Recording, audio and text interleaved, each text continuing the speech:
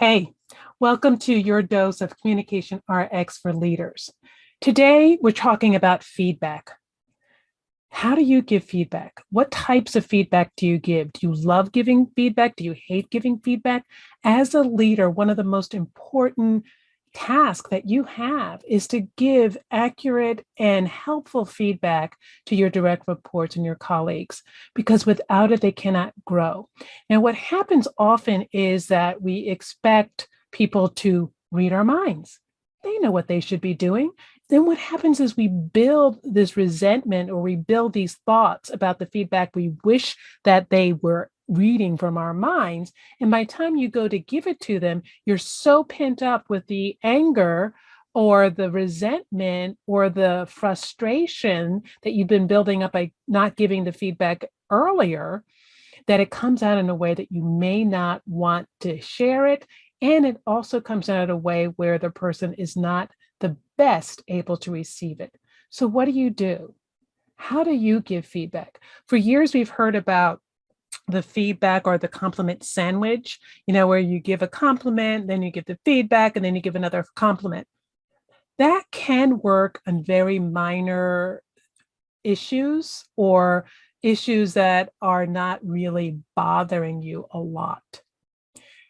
However, the compliment sandwich has become so infamous or so ubiquitous that our senses are on the lookout for it. So that a lot of times, if somebody starts by giving a compliment, we're sort of sitting there waiting for that shoe to drop. But what do you really want to say?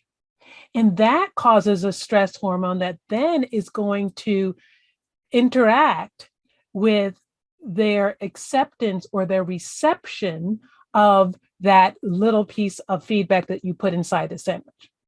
So what's another way of doing it? I like to share with people what I call my 4R system for giving feedback. You replay, you respond, you request, and then you remind. So the replay, and this is really important, when you replay exactly the issue that you're having a problem with, exactly the details of an issue that you're having a problem with. So for instance, if somebody were turning in something late several times a week, instead of saying you're always turning in your projects late, which is very inflammatory, you're going to get their defenses up. You want to say, yesterday, the project was due at 1:00. I didn't see it on my desk until 1:35. 3 days ago, our deadline was for 3 p.m. on Friday. I didn't hear from you until Monday morning. That is an exact replay.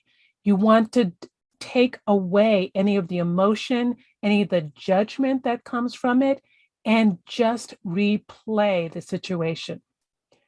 I'm going to go through the next 3 in our next dose of Communication RX for Leaders. Stay tuned. I'm Robyn Hatcher. Make sure that you are cultivating healthy communication habits.